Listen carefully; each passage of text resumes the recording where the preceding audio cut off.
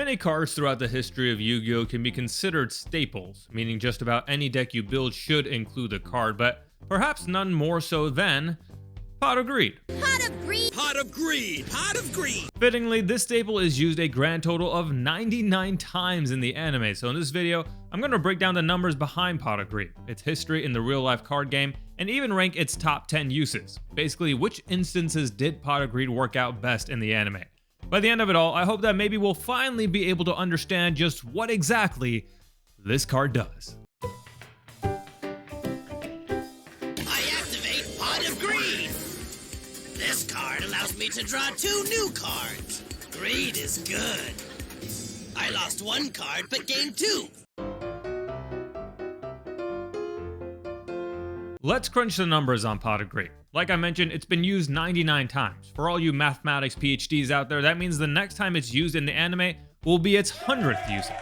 These 99 uses take place over 82 duels across 3 series and 1 movie and accounts for 198 cards drawn. That's because Pot of Greed lets you draw 2 cards. So to arrive at 198, we multiply 99 by 2, carry the 1, and boom, we got 198. Hope that makes sense, but please ask for clarification in the comments as needed. The 3 series in which Pot of Greed is used by a duelist are the original Duel Monsters, GX, and Sevens, and the 1 movie is Pyramid of Light. Pot of Greed also makes a cameo appearance in Arc 5, wherein Pierre is quizzed how many teeth Pot of Greed has, to which he correctly answers 20 teeth. That's because Pot of Greed lets you draw 2 sets of 10 teeth.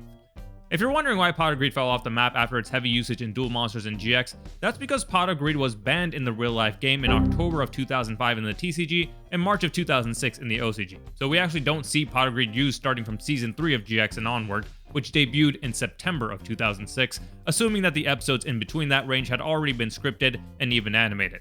That is, of course, until its triumphant return in Sevens.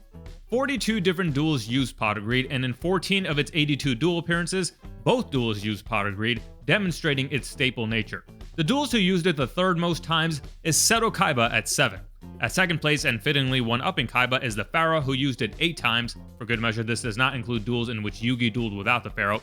And taking the top spot for the greediest duelist is Jaden, who got his greed on a whopping 24 times to draw a total of 48 cards. Again, that's due to Pot of Greed allowing a duelist to draw 2 cards, so 24 times 2 equals 48. Conversely, the duelists who had Pot of Greed used against them the most, at 3rd place, we have a 3-way tie between people with the in front of their name, the Pharaoh, the Chaz, and the Kaiser, aka Zane, who each had 5 opponents use it against them. At 2nd place, in some sort of cosmic karma, is the richest man on the list, Seto Kaiba, who had 7 opponents show him what it's like to hoard wealth. And at number 1 is fittingly the greediest guy himself, which goes to show that what goes around comes around, Jaden, who had 14 opponents use Pot of Greed against him for a total of 28 cards drawn. Hopefully we're starting to understand how I arrived at the math, but to clarify, each Pot of Greed affords 2 draws, so you multiply with 14 to get 28. Now let's do some Pot of Greed calculus. The player who is at the biggest greed advantage is Jaden, since he used it 24 times, but had it used against him 14 times, giving him a net 20 card advantage in Pot of Greed drawn cards. Quiz time. Comment below how I arrived at 20 as my final answer. The second biggest greed advantage is a 2-way tie between the Pharaoh and Alexis, who both used it 3 more times than their opponents, netting them a 6-card Pot of Greed advantage. And 3rd place is a 2-way tie between Bakura and Cyrus Truesdale, who each had a 4-card net Pot of Greed advantage, having used it twice more than their opponents. As for the player at the biggest Pot of Greed deficit, that's a 6-way tie with each of these duelists never having used it and their opponents having used it twice, putting them at a 4-card Pot of Greed disadvantage. That's between Titan, Sartorius, Raphael, Serena, Mater D, and Darts, the latter 3 whom had it used against them twice in the same duel. There are a bunch of duels at a 2-card deficit, meaning their opponents in total used Pot of Greed 1 more time than they did. Notable characters on this list include Zane and Yugi. Similarly, there are a number of duels who broke even on Pot of Greed uses versus used against, notably the 2 rich boys on the list, Kaiba and Chaz. I play Pot of Greed, which I'm sure you know lets me add a couple more cards to my hand. Now let's look at some notables. The first time Pot of Greed was used in the anime was in Battle City by Strings against the Pharaoh. And while he was used as our official tutorial, do note that Pot of Greed is not in fact summoned as a monster. Obviously, Pot of Greed is no monster. The last time it was used in GX was by Chaz in the Gen X finals against Blair, and then not again until used by Luke in Yu-Gi-Oh! Sevens. While we don't see the cards drawn by Pot of Greed every time, from what we can definitively see, the most commonly drawn card by Pot of Greed, drawn at least 6 times if not more, is Polymerization, a fitting candidate for a future breakdown video if there's love for that in the comments. The second most commonly drawn card by Pot of Greed is Wadapon, drawn 3 times, and in a 6-way tie for 3rd place are cards drawn by Pot of Greed twice, including Claw of Hermos, Giant Trunade, Warrior Returning Alive, Elemental Hero Wildheart, Elemental Hero Neos, and O Oversoul. Frequencies aside, by my estimation, the best single card drawn by Pot of Greed is Golden Castle of Stromberg by Leon von Schroeder. This card is a one-of-a-kind, making it a very powerful and very illegal card, and boosted even more by the fact that Siegfried hacked the system to grant it immunity to card effects and force the opponent to pay its hefty maintenance cost. I now activate Pot of Greed! That gives me 2 more cards! Ye swine! Now let's talk about the card's history and influence on the real-life game. When Pot of Greed first came out in the Japanese, its text translated as "pull 2 cards from your deck, destroy Pot of Greed after it is played." This would explain why in the anime you sometimes see Pot of Greed burst upon being used.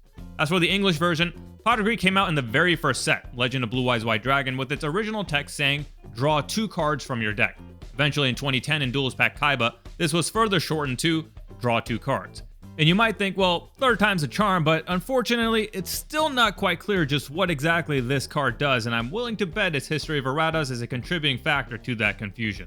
I'll play this, my Pot of Greed, a magic card that allows me to draw 2 more cards from my deck. Now then, have you realized that this duel is far more than you can handle?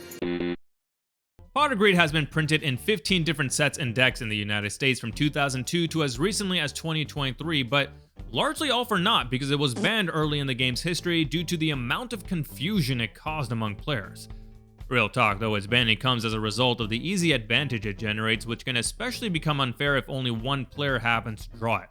This is punctuated by the fact that in the 68 duels in the anime where only one player or team got to use Pot of Greed, that duelist or team won the duel 62% of the time. Fear not though, because Pot of Greed has had several retrains both for Greed cards and Pot cards, including Jar of Greed, Shard of Greed, Murray of Greed, Pot of Avarice, Pot of Generosity, Pot of Benevolence, Pot of Riches, Pot of Acquisitiveness, Pot of Duality, Pot of Dichotomy, Pot of Desires, Pot of Extravagance, Pot of Prosperity, and even 2 monster forms, Spirit of the Pot of Greed and Avatar of the Pot. Of these, Avarice, Desires, Dichotomy, Extravagance, Riches, and Shard all maintain the ability to generate a +1 in card advantage, but the lesson learned from the original is that these types of cards need some sort of activation requirement or restriction, such as not being able to special summon monsters the same turn, losing cards from your deck or extra deck, or having to wait to generate the true +1. Despite these stipulations, some of these did or still do see competitive play to the extent that they found themselves on the forbidden list. But it is exactly those activation requirements and restrictions that have prevented them from entering true staple territory the way the Trailblazer did. Pot of Greed also appears in the artwork of 21 other cards, including anime and manga exclusives. Those are Asleep at the Switch, Cashback, Counter Cleaner, Dark Spirit, Dark Greed, Exchange, Extra Buck, Find, Goblin Circus, Goblin of Greed, Goblin Out of the Frying Pan, Greed Grotto, Greed Pack, Jackpot 7, Jar Robber, Mistaken Arrest, Panic Shovel, Pink Goblin, Return Single Purchase Spellbook from the Pot, and the Gift of Greed. Of these, Jar Robber is the direct counter to Pot of Greed, negating it to give yourself a draw, but only a few duelists in the world know how to use it because using it requires knowing what Pot of Greed does. All in all, Pot of Greed certainly has its place on the Mount Rushmore of most influential Yu-Gi-Oh cards, itself being a staple, being retrained several times and appearing in the artwork of many other cards, and introducing this concept of a draw 2 card that shows up time and time again in various cards throughout the game across 76 spells, 29 traps, and 54 monster effects to really punctuate the significance of being able to thin your deck and hit your best cards as quickly as possible. Its anime usage is also well documented, with the vast majority of those 99 uses each involving its user explaining what it does. Hence the joke, what does Pot of Greed do? I play Pot of Greed. You know what that means, don't you? By activating Pot of Greed! And you know what that means! It allows me to draw 2 cards from my deck. Pot of Greed lets me draw 2 cards. This allows me to take 2 cards from my deck and add them to my hand. And it is utilized by protagonists, rivals, friends, villains, and one-off duelists alike. But who used Pot of Greed best? And by that, I don't mean who cheated and actually drew 3 cards, or even who drew the 2 cards with the most elegance, but rather who got the best 2-card draw from the standpoint of the power of the cards drawn, how those cards helped them in the duel, and at what stage in the duel it was played. Let's count down the top 10 Pot of Greed moments. I'm gonna use my Pot of Greed. It lets me draw 2 more cards. At number 10, Belowski uses Pot of Greed against Jaden to draw Dark Factory of Mass Production and Polymerization. Belowski uses Dark Factory to retrieve back 2 Moki Mokis from his grave, then uses the Polymerization with those 2 and the 3rd Moki Moki in his hand to bring out Moki Moki King. But the combo doesn't stop there. He rams the King into Jaden's Wild Heart, taking 1200 damage, but triggering the King's effect to summon back the 3 Moki Moki from his grave. He then rams Happy Lover into Wild Heart, taking 700 more damage, but triggering Moki Moki Smackdown to boost his 3 Moki Mokis to 3000 attack each. In short, this Pot of Greed enables Belowski to drop 3 3k beat sticks, and if not for Hero Barrier negating one of their attacks, would have been enough for game. And no, it is not lost on me that the High Hippie cracks the top 10 of best pot uses. I activate Pot of Greed, which lets me draw 2 more cards from my deck. At number 9, the Pharaoh uses Pot of Greed against Vivian Wong. But first, the Pharaoh starts off his turn summoning Skilled Dark Magician, which gets the spell counter each time a spell card is activated, and once it has 3, can be tributed to summon Dark Magician.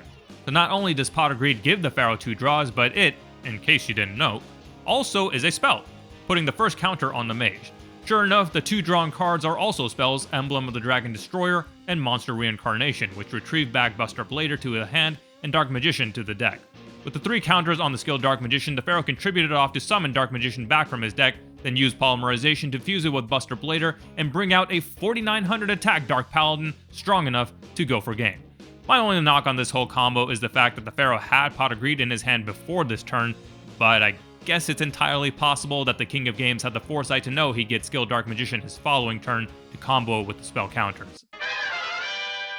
Go, Pot of Greed! And next... Whoa, whoa, whoa, whoa, whoa, whoa, whoa. At number 8, Chaz uses Pot of Greed against Don Zalug to draw Polymerization and Ojah Muscle. This is an incredibly timely Pot of Greed, as on the previous turn, Don Zalug's effect discarded Ojah Magic from Chaz's hand, which allowed him to search out Ojama Yellow, Black, and Green from his deck. Polymerization then lets Chaz fuse those for Ojama King, and Ojah Muscle destroys the 3 Ojama tokens on Don Zalug's field, which pumps the King up to 3000 to go for game. I activate my Pot of Greed, which of course allows me to draw 2 more cards. At number 7, Dr. Crowler shows that you really do need a PhD to understand the full potential of Pot of Greed, using it against Chum-Li to draw Ancient Gear Factory and Ancient Gear Drill. Ancient Gear Factory allows Crowler to remove Gear Golem, Soldier, and the 2 Ancient Gears from his grave to normal summon Ancient Gear Golem from his hand without tribute, which takes out Chum-Li's Big Koala. He then uses Drill, which he can only use while he controls an Ancient Gear monster, to discard a card and set a spell that he can't use that same turn. What spell did he grab? We find out on Chum-Li's final turn when he brings out the 4200 attack Master of Oz. If he hits, Chum-Li will pull off the major upset. But alas, the spell Crowler set with incredible foresight was Limiter Removal, boosting the Golem to 5200 attack and winning the game for the good doctor. Next, I activate the magic card, Pot of Greed! Now I can draw 2 more cards! At number 6, Joey uses Pot of Greed against Rex to draw Claw of Hermos and Release Restraint. This is a powerhouse of a 2-card draw, as with Release Restraint, Joey unlocks the hidden power of Gearfried the Iron Knight, releasing him into Gearfried the Swordmaster. And what is a Swordmaster without a sword, as Claw of Hermos fuses with Red Eyes Black Dragon to create Red Eyes Black Dragon Sword. I think their creative guy was out that day. The Swordmaster picks up the sword, bumping his attack all the way to 4100, while also triggering his effect when he's equipped with a card to destroy an opponent's monster, Rex's Tyrant Dragon, clearing the way for a direct attack to go for game. Our first dishonorable mention goes out to Taya, who in her duel versus Crump uses the effect of Fire Sorcerer, which requires her to banish 2 cards from her hand. Guys, she banished Pot of Greed. Do you realize Pot of Greed could have paid off the cost for Fire Sorcerer by itself? Forget the fact that all the monster does with this hefty cost is inflict 800 damage. Look, there's been a lot of talk on the street that, ooh, Taya is the only undefeated duelist from the original series, but this is unforgivable. The only rational explanation is that she did in fact not know what Pot of Greed did. Our second dishonorable mention goes to Marek, who in his duel versus Bakura just straight up and use Pot of Greed and ends a duel with it sitting in his hand. Merrick is often called out for his lack of dueling skill and citing his duels against Mai and Joey as proof, but nothing is more definitive than this. And I can't even give him the he didn't know what it does past because he used it in his duel against Mai just prior, so this was a complete head scratcher. If you're looking for an explanation though, what's likely is that the animators just put Pot of Greed in his hand, but since he doesn't use it in the manga version of the duel, he never uses it here. Our third dishonorable mention goes to Loomis, who unlike the two other dishonorables actually does use this convoluted card, but the cards he draws are so bad, he ends up using his face down card exchange to switch hands with Umbra. Bro literally saw what Pot of Greed got him and thought it was so bad, let's stick my duel partner with this trash instead. Alright, back to our regularly scheduled programming. And I activate Pot of Greed!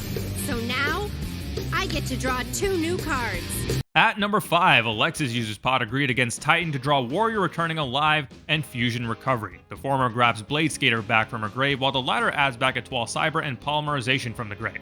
Alexis then uses that poly to fuse those two monsters to create Cyber Blader, and since Titan controls exactly 3 monsters, its effect negates the effect of every card Titan controls, including the Matador Archfiend, which has 0 attack, but can be destroyed by battle. Titan takes no damage with attacks involving it, and destroys any monster it battles. With those effects negated, Cyber Blader can attack for game. First, I activate Pot of Greed, so I'll be drawing 2 more cards. At number 4, Jaden uses Pot of Greed against the Alien of Light to draw Contact and Elemental Hero Neos. Contact allows Jaden to send Chrysalis Dolphin to the grave to special summon Neos Spacian Aqua Dolphin, and Jaden tributes his 2 fluff tokens from Dandelion to summon Neos. This move is already notable for the fact that it's the first time Jaden summons Neos as well as a Neospatian, but the combo doesn't stop there. He then uses Dolphin's effect 3 times to pick 3 cards from the alien's hand, and since each time the selected card is a monster with less attack than the monster Jaden controls, Neos in this case, Dolphin deals 500 damage each for a total of 1500, while also destroying those selected monsters. In addition to ripping 3 cards from the alien's hand, the alien's monster, Candeletto, has its attack reduced to 0 since it otherwise gains 1000 attack for each card in its control's hand, allowing Neos to strike for 2500, dealing damage for exact game. Then I'll activate my Pot of Greed! This lets me draw 2 cards! At number 3, the Pharaoh uses Pot of Greed against Raphael to draw Claw of Hermos and Spiderweb. This is another late game Pot of Greed where the Pharaoh finds himself staring down a 5500 attack Guardian Dread Scythe, a monster that won't be destroyed so long as Raphael can discard a card. The Pharaoh uses Spiderweb to add Monster Reborn from Raphael's grave to his hand and uses it to revive Guardian Iatos. With 1 less monster in Raphael's grave, Dread Scythe drops to 5000 attack.